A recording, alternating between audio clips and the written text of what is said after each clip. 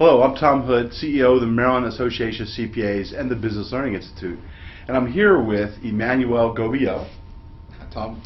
And Emmanuel is the author of the book Leadershift, Reinventing Leadership for the Age of Mass Collaboration. Now I got to meet Emmanuel at an association leadership conference called the Digital Now. It was down in Orlando in April of 2010.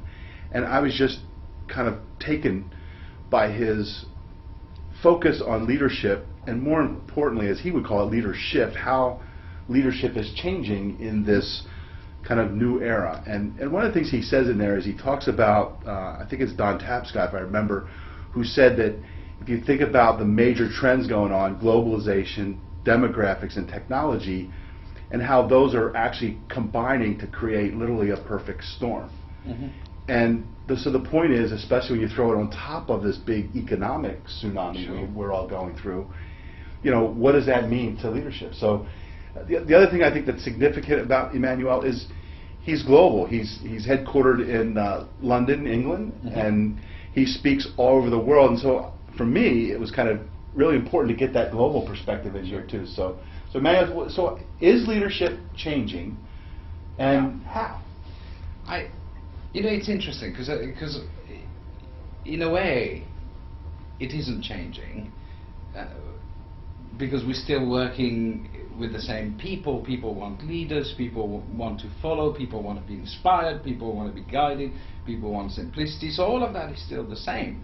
But what's happening is you just haven't got the ability to hide anymore. So if you're a leader, you can't anymore hide behind the contractual obligations, you can't force people, you can't coerce people. There's an openness which technology has driven, which the economy has driven, where people are saying, look, leadership needs to be something different, something more open, something that I can see myself in. So it's a strange thing, because it's actually what we've wanted leadership to be for some time, but we've always had an excuse not to do it, in a way. Good point.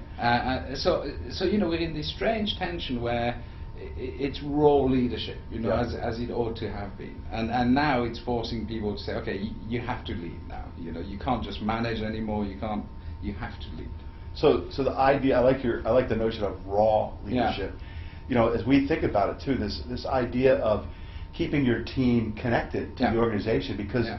there's so many other distractions to Sure. them, in addition to normal family, work-life balance, Yeah. all those kind of things, right? So how does a leader keep their attention and engage them in this kind of environment? You know, I think this is key, because I think we've come to the point where two worlds are colliding. You know, on the one hand, we've got the organization with its structure, with its processes. On the other hand, we've got all the social networks which are becoming paramount. And again, you know, technology has helped us to put social networks on speed. There's no distance anymore. We can collaborate in a way we've never collaborated before. So we've got that kind of world colliding with a world which wasn't designed for it. You know, and the two are coming together. So the key for me in terms of the leadership focus is, how do I connect those two worlds together? How can I connect to the social network by using trust, by being open, by being authentic, and then manage to align that energy to the delivery of the formal objectives which we need to do, because we can't, you know, we need to deliver in a way which is consistent and reliable. So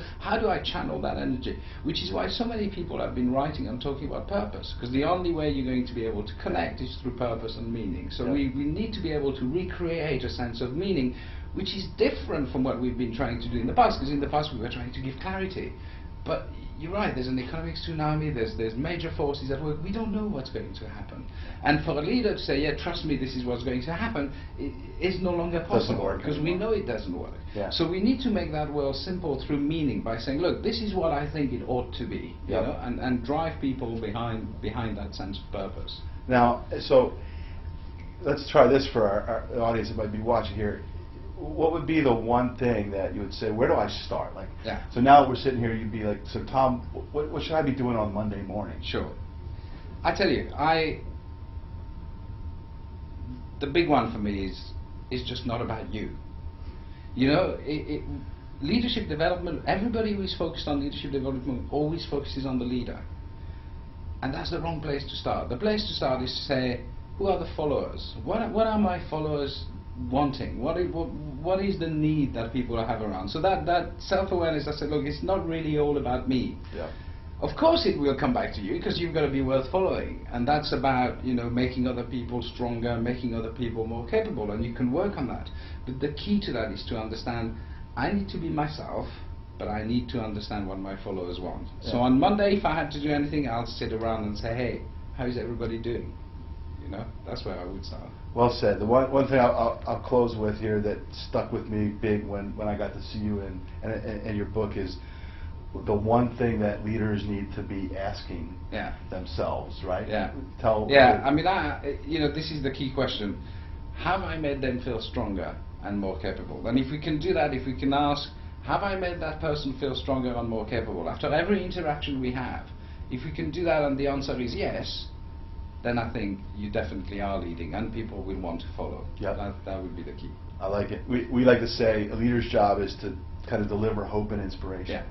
And so I think your message is dead on. I appreciate you. Thank you. Spending time with us. Thank you so much.